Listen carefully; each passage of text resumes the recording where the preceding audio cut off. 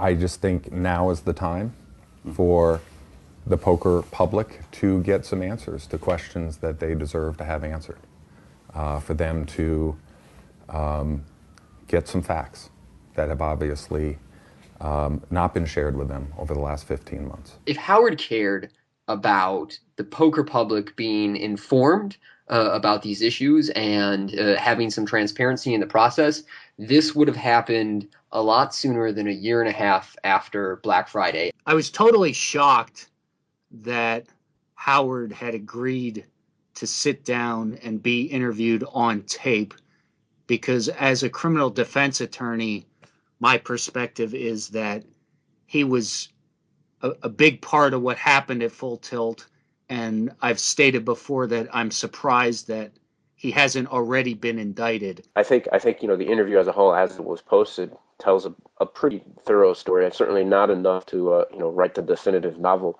on the whole situation, but a lot of information there that people never heard before. Even though he didn't really say that much in the beginning, and everyone is kind of mocking his avoiding discussing certain topics, I think that overall we realistically received far more information than anybody could have hoped for or anticipated, before actually watching the video. I certainly had my suspicions that if Howard were to do an interview, it would be structured for his benefit. And I just think that Howard is a smart and contemplative guy, and he has a lot of very expensive legal representation right now who are going to be advising him on how to do these interviews. From a lawyer's perspective, if I was his lawyer, I would never in a million years let him sit down and be interviewed on tape. And I think his lawyer is just a complete moron for letting him do that. I think that Howard's entire motivation for the interview was to repair his public image. Having spoken with him on a few occasions, he really does see himself as somebody who's played a big role in the history of poker. And I think it's somebody who would be upset to know that his legacy will be in the light that it was, at least it was before the interviews. Well, first of all, throughout the interview, I think a lot of people got the impression that Howard seemed annoyed, like he didn't really want to be there, like, oh, why am I even being asked these questions, when it was he himself who sought out this interview. And a lot of people, believe this is out of character. This is who he was. This is one of the reasons that he, burned bridges with a lot of people, because he speaks to people as if they're 4 years old. He's very condescending, arrogant, and feels like he knows more than everybody else. Howard's high opinion of himself was his downfall on behalf of his customers, because he proved that he really didn't know anything about how to run a business safely. One of the things that was definitely highlighted was how mind-bogglingly unprofessional Full Tilt seems to have been run. I've hailed Full Tilt Poker in the past in my blog and in my consulting work for being seemingly very professional about how they went about things. And it's today I'm just like, who are the smart people that managed to make up for all this, stupendous idiocy? I was with the company, I guess, I don't know, maybe as early as 2004, but definitely 2005 through September of 2006. And the parts of the interview where Howard talks about the earlier days of the company, most of that is factually correct. In fact, the whole beginnings of the company had always been murky, even to the employees, because there was never really any discussion about who owned what and who did what. Howard portrayed the power structure at Full Tilt of, well, yeah, there was those of us at the top, and we had the board of directors, and we had Ray in place. But if anybody wanted to get rid of those people, all they had to do was collect 51% of the vote of ownership, and we could remove those people. They couldn't outvote Ray, because those three as a whole had too much say in terms of, percentage of the company. So they owned everything. Nobody could really say a word. So it was really disingenuous when he made the statement that, hey, they could have just thrown us out, No, they couldn't. They tried. For many of them, they probably considered it political suicide within the company to bring severe objections to what Howard and Ray and Chris were doing, and that they probably felt that without essentially creating some kind of revolt within the company, it was impossible to obtain that 51%. Before Black Friday, Team Full Tilt and a lot of the pros, they were all pretty friendly. Some people were closer friends with others than others. And I guess there were probably a couple of people that may have been enemies, but that was the exception. The parts of the interview where he talks about things that happened before Black Friday, he's a lot more vague. He much more frequently answers, I don't know, to questions, dealing with things that happened before Black Friday, which to me is fairly obvious as a tactic that he can use. One thing I draw from his lack of knowledge is that I think that was part of it from a very early beginning. I think one of the reasons Ray Bitar was made the CEO and was apparently protected as the CEO despite not being really qualified is because he somehow must have accepted to be the fall guy if it went wrong. So, and if you have that setup, you probably make sure that there are firewalls between you and everyone else, so that certain information isn't supposed to pass on. So that I think that's probably part of the picture. It was set up so that someone like Howard could be in an interview and say, "I didn't know." That theory does speak to me. I do think that there was an intentional distancing of certain members and almost an intentional a willingness to stay in the dark on certain subjects that might make them liable down the line. Here's the problem I have. In the position that he was in, the questions that he was being asked, if his response is, I don't know, then he's guilty either way. Because either A, he did know and is lying and covering up, or B, if he did not know, how lazy and uninformed and just wrong is that? In his position, he should have known. I believe when he was looking at financial material that he wasn't paying a lot of attention to it, that it didn't matter to him, that all that mattered was he was increasingly popular, he was increasingly well regarded, he had increasing clout, increasing stature, and very increasing money, and he was totally self-involved. And that's no way to run a company or to be a board member. If Howard would have approached this interview the way that I would have liked to seen, he would have, first of all, he should have at least owned it. Owned his role and not try to separate the fact that he barely knows Ray when it's quite clear that they spent a lot of time together. I think the fact that he didn't accept any blame at all, really, was a problem. If he wanted to deflect, he should have at least said some of the things he did wrong. And not, the one thing that he admits to doing wrong was that he didn't impart his will even more. And I'm thinking, no. You did a lot more wrong than that. I think a lot of people that didn't really understand that the interview was going to be so long and so thorough were very critical of some of the early videos because he hadn't apologized yet. I'm sure he started off with the idea of apologizing. Is there a conversation or a methodology for differentiating between accounts?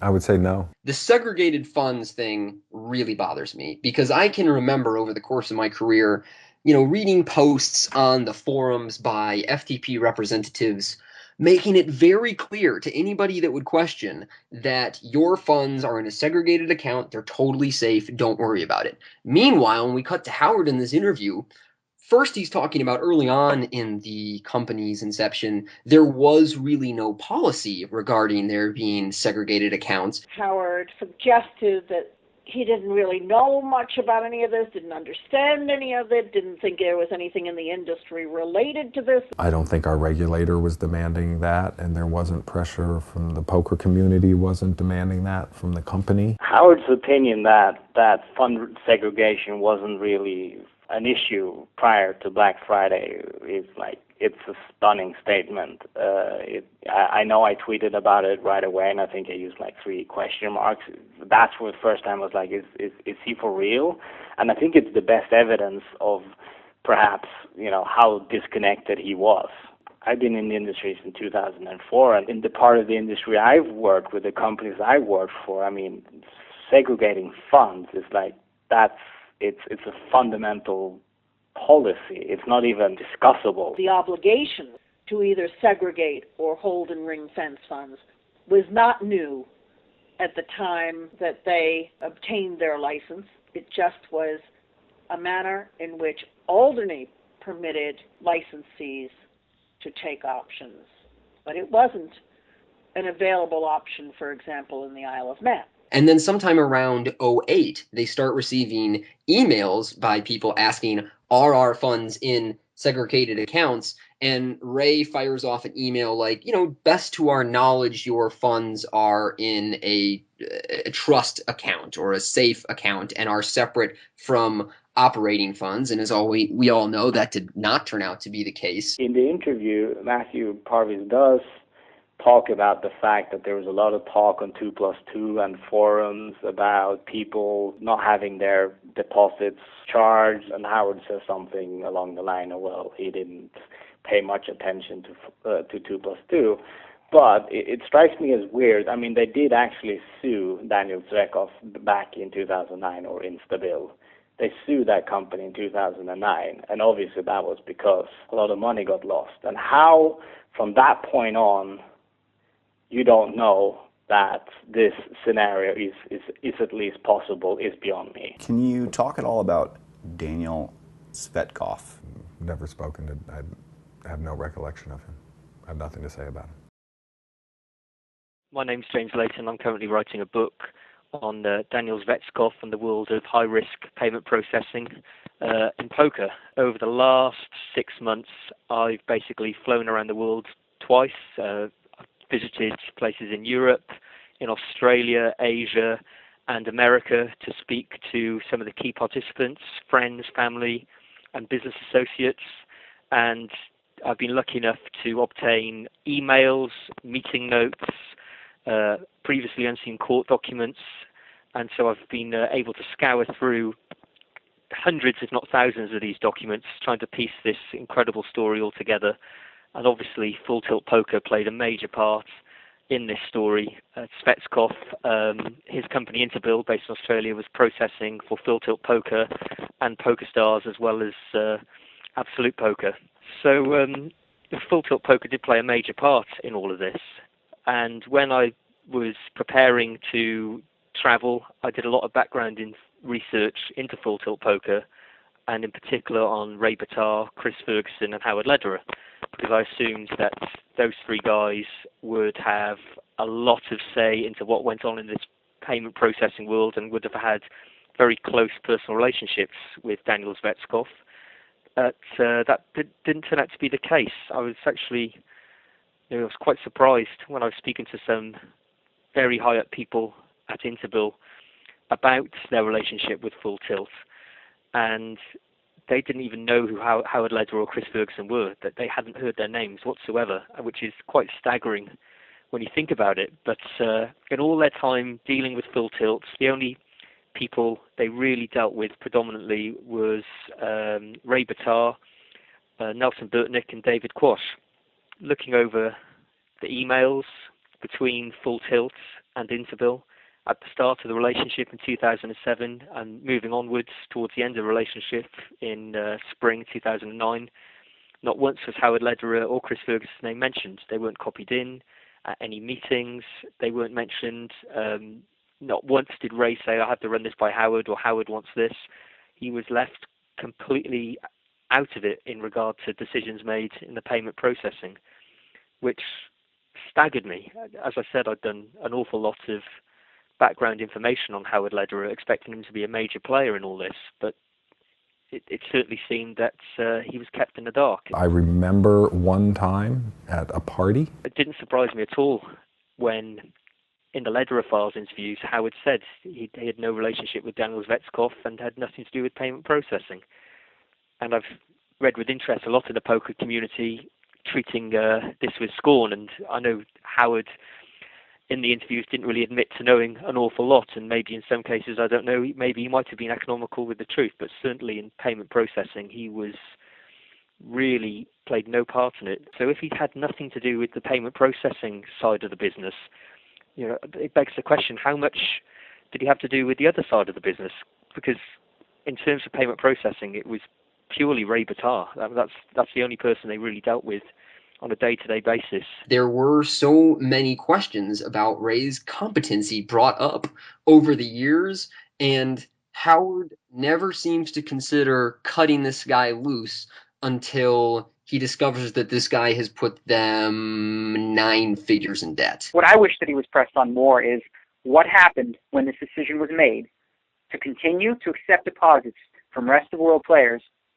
How involved were you in that decision?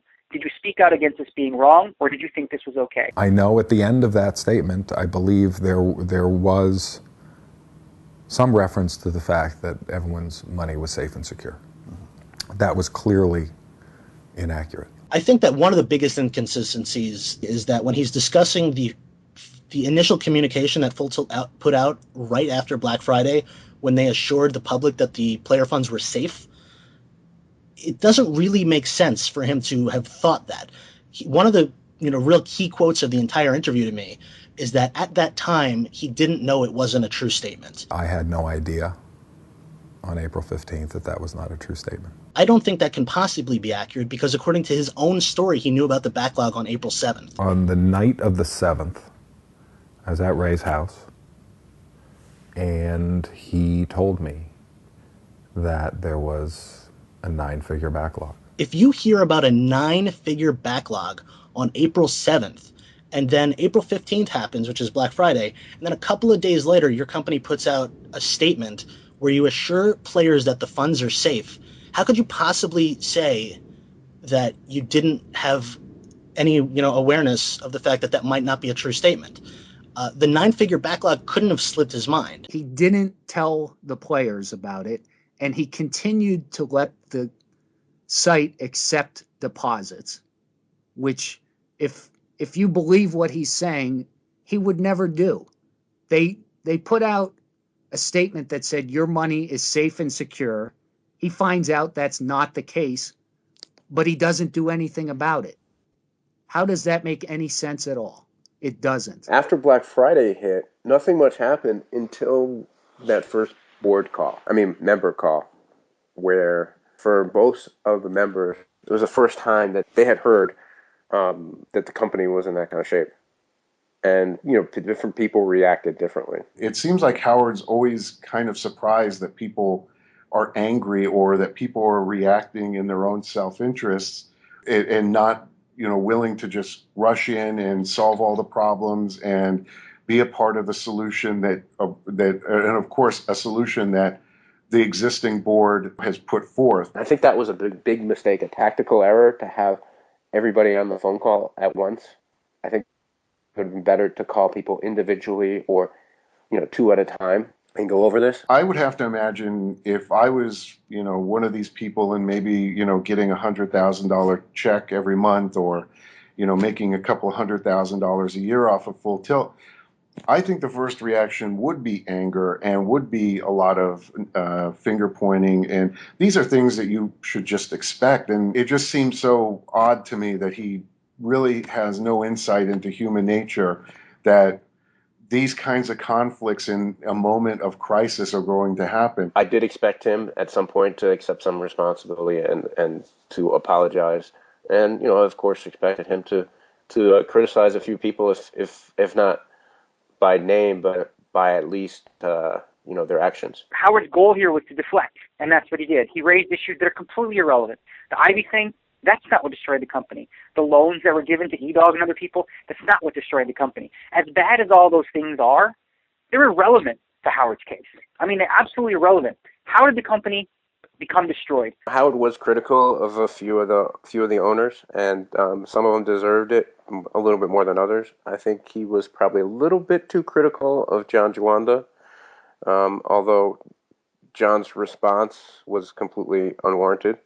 And if he had just been in touch with Howard about it, I think he would have understood how his response was wrong. I know for a fact that some people don't necessarily want to have this he said, she said thing being thrown in the public, and they were very disappointed that Howard was even discussing so freely a lot of that stuff when the answers to 90% of his other questions was, I don't know. I just really don't know. I thought it was strange and jarring the number of times he would refer to being uninclined to speculate as if speculation was not an appropriate thing for him to do, but would speculate on other occasions when it appeared to be either convenient or comfortable for him to do so. The part where I think Howard is being the least truthful has to do with what happened after Black Friday and all the potential deals that may or may not have happened. How many deals were there? Why were they turned down? What were the specifics of why they were turned down? Would you have accepted those deals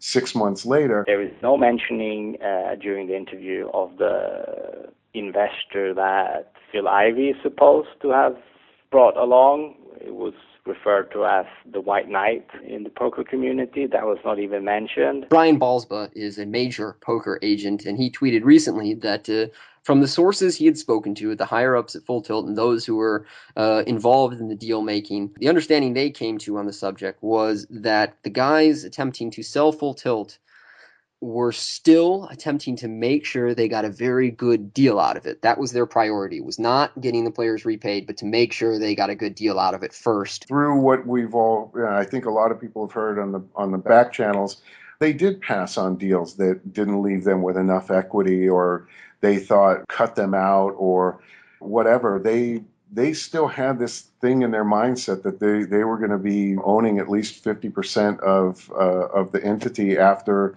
some sort of financing took place. At the time, I heard the mentioning of a couple of others, and in all of those sort of rumor threads, there was always this idea that there was resistance from the board of taking deals because they weren't good enough.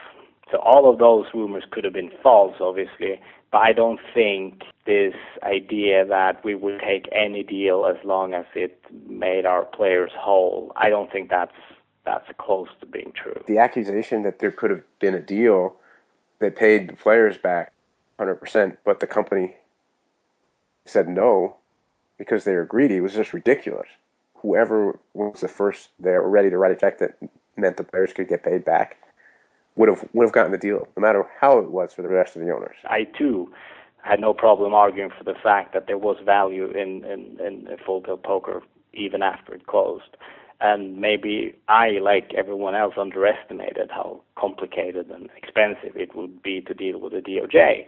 So maybe they were right in thinking that we should actually get a little bit of peace for ourselves as well. You don't always go into a negotiation process saying that, because then what happens is you have nowhere to go from there except to give up on some of on what the players are going to end up getting. Because if you start from that point, if you start negotiating from the point where if you're willing to buy the company, you can have it as long as you can pay the players back. Then, 1 month down the road, they can go and they can change the deal on you. And they'll say, well, no, we're not going to pay all the players back. We're only going to pay the rest of the world, or something like that. There's no room for there to go. And at that point, you're not protecting the players' interests. At the end of the interview, he said something which I found just appalling, which is that he had sat down with Tom Dwan and asked Tom to return $1.5 million because that money would get the company through another month that they needed to get through, which it turned out, in fact, they didn't need it because the Stars deal went through. But this is a guy who got paid, as far as we know, at least $42 million.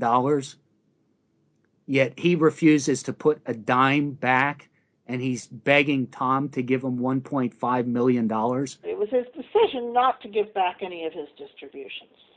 And no one asked him. He did not think he had such an obligation.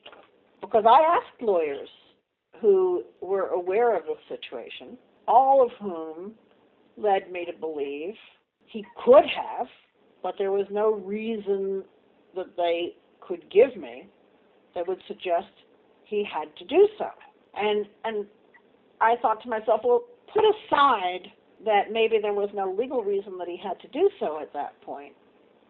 Was it because he knew the government was going to be looking for a lot of money and that he might not be able to make as good a settlement with the government if he gave distributions back and reduced his available cash to settle with the government? In terms of what he's facing, we know that the government just amended the complaint and traced the money into his bank account. So it looks like they're really going after that money, and he could lose every dime that he has, which I think would be an absolutely just result for him to lose everything. I get this idea that Howard, towards the end of the interview, sort of feels like he's vindicated himself by putting in a lot of hard work and sacrifices to make sure that in the end, the players got their money back.